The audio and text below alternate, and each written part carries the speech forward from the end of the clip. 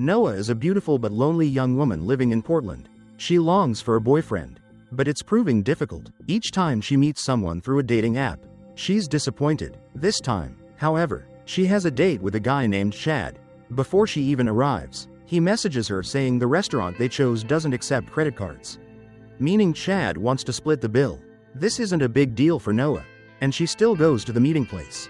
During their conversation, Chad criticizes Noah's style of dress, saying she should have worn a dress to look more respectable.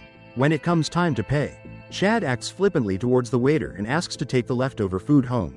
At the door, Noah frankly tells him they're not compatible and that they don't need to stay in contact. Chad then criticizes her for not being his type and calls her arrogant. Ignoring the annoying and pointless events of the evening, Noah returned to her car, feeling as if someone was following her from behind. She quickly took out her keys for self-defense. Luckily, it was just an ordinary man. Noah then met her best friend Molly and recounted the unusual encounter with Chad. Molly advised her not to rush, to enjoy life, and that she didn't necessarily need a man right now. Back home, Noah continued with her work, also browsing dating apps. Suddenly, a man sent her a suggestive picture of himself, which startled her. The next day, Noah went to the supermarket to buy groceries and encountered some rather strange people, until a guy named Steve struck up a conversation with her. Steve was incredibly kind and friendly. They hit it off and shared a similar sense of humor. Steve even proactively asked for Noah's phone number. A few days later, Noah met Molly and told her the interesting story. Molly teased him a little, wondering if he was already married. While walking home, Molly received her first text message from Steve inviting her out for drinks that evening. A relaxed and easy meeting ensued between two like-minded individuals. Steve shared that he was quite lonely, with few family members and currently living alone. Like Noah, Steve introduced himself as an orthopedic surgeon. After getting slightly tipsy, they talked more openly, and the distance between them narrowed. Finally, they threw themselves at each other like moths to a flame. Waking up the next morning, Noah still felt that exhilarating feeling, secretly taking a picture of Steve sleeping beside her. While showering, she called Molly to chat and sent her Steve's picture. Molly congratulated her and asked for his Instagram and Twitter accounts to check them out. But Noah said Steve didn't use any social media. Molly felt this was a bit suspicious. But what could she say when Noah was so smitten? Their feelings for each other blossomed day by day. She cooked for Steve and only then learned that he didn't eat meat. Noah also mentioned that she had told her best friend, Molly, about their relationship. Steve then suggested they go on a trip. He said the destination was a surprise he had in store for her, and Noah readily agreed. Of course, she told Molly about it too. Molly found things a bit shady and warned Noah to be careful and stay in touch. Steve came to pick her up but said he just checked the roads and there were traffic jams everywhere, so they'd stop at his house before leaving the next morning. The secret place Steve wanted to go with Noah was Cottage Grove. She texted Molly this information, but at that moment, the phone signal went down. After a long journey, the two arrived at Steve's house, an incredibly large and luxurious mansion.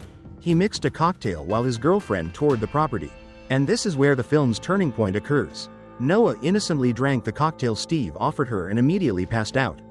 When she woke up, she found Steve sitting opposite her, still as polite and gentle as ever. Then Noah realized her hands were chained. This terrified her. Hoping it was just a prank by Steve, she begged him to release her.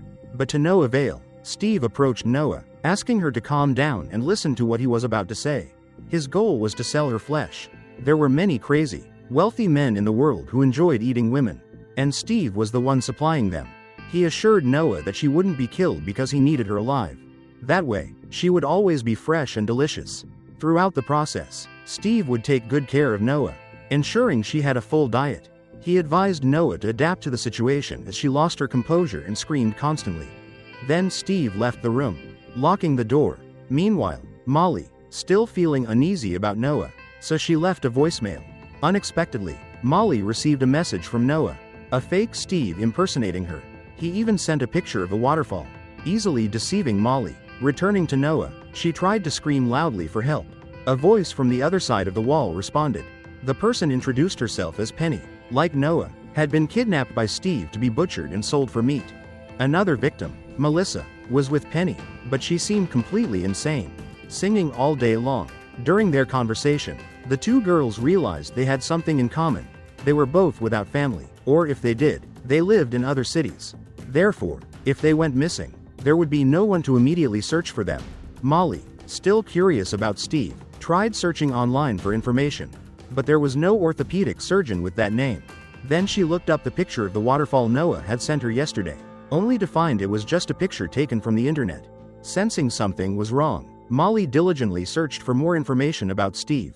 Meanwhile, he was enjoying his favorite work. Steve, immersed in music, took out a leg to butcher with meticulous care and precision. The meat was neatly packaged along with the victim's personal belongings and sent to the customers. And today's leg belonged to Melissa. Steve didn't do this work alone. A man would always come to pick up the meat for delivery. One day, Noah still refused everything from Steve. When he tried to persuade her, she said she wanted to take a shower. Steve agreed and took her out of the basement. Noah carefully observed her surroundings and seized the opportunity to escape, but failed. She was knocked unconscious and taken to the operating table to be butchered. As a punishment, Steve injected just enough anesthetic so that Noah remained conscious but couldn't resist or feel too much pain when he took her buttocks. Molly remembered Noah telling him about her first date with Steve. At a familiar bar, the bartender was Paul, Molly's ex-boyfriend, so she went to ask for more information. She guessed Steve had paid by credit card and would have personal information, hoping Paul would reveal it, but doing so could cost Paul his job for disclosing customer information. Molly tried to persuade him and then left to give Paul more time to think. Finally, he agreed to help by revealing his full name. It turned out Steve didn't use social media at all. Instead, Molly found Steve's wife Ann's account. Through some personal photos, Molly also found Ann's address and tried to go there to inquire. Meanwhile, Noah was still in pain from her wound. She talked to Penny and learned that she was the only one who had spent the night with Steve. A while later, Penny was also taken away by him to be used. Noah was browsing through the magazines to kill time when she stumbled upon a message. Probably from a girl from before. If she reads this, it means he likes her. So take advantage of it. Penny has now been returned home in a state of utter despair.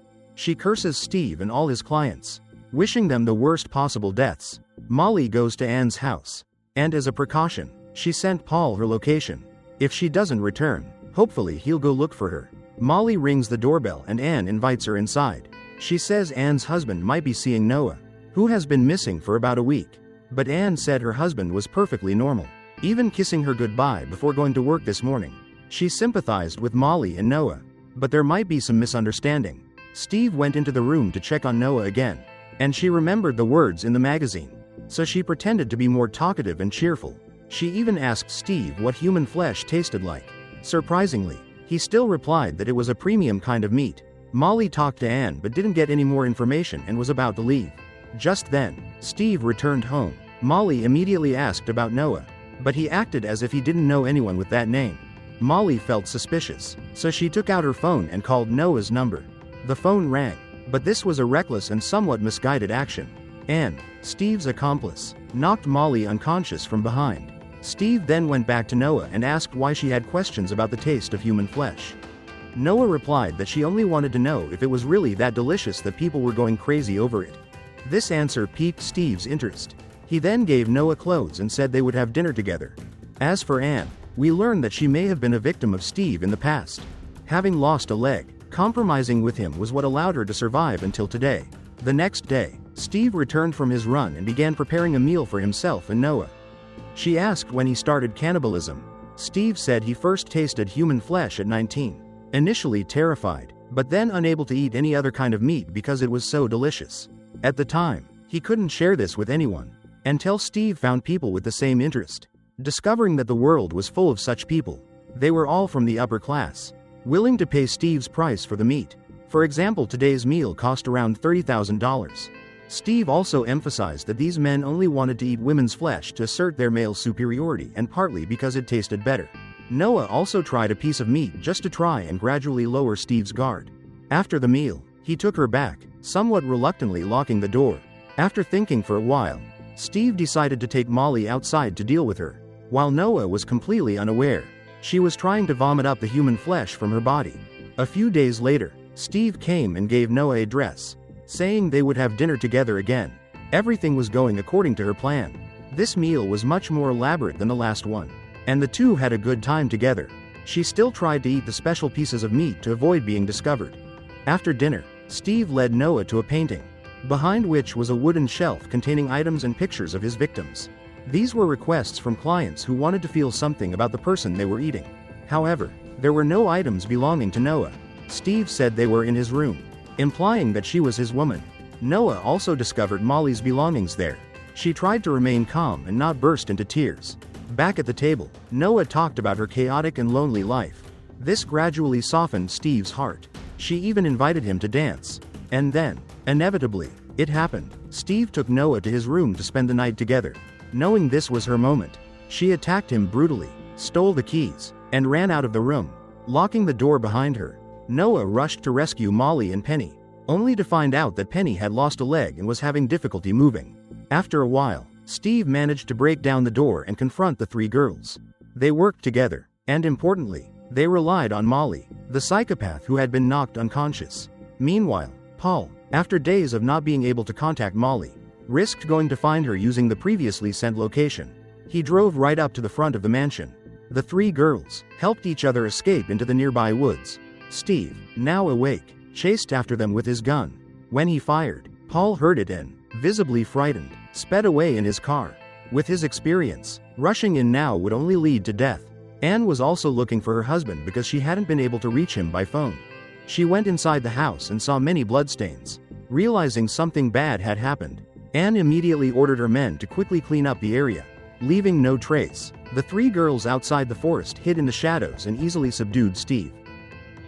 They once again worked together, beating him until he couldn't even lift his head. Finally, Noah took the psychopath's gun and shot him in the head.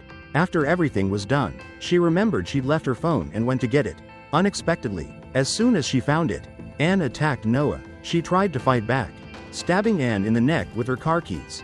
But it wasn't enough. Noah was still chained by the neck. And once again, Molly arrived just in time to rescue her.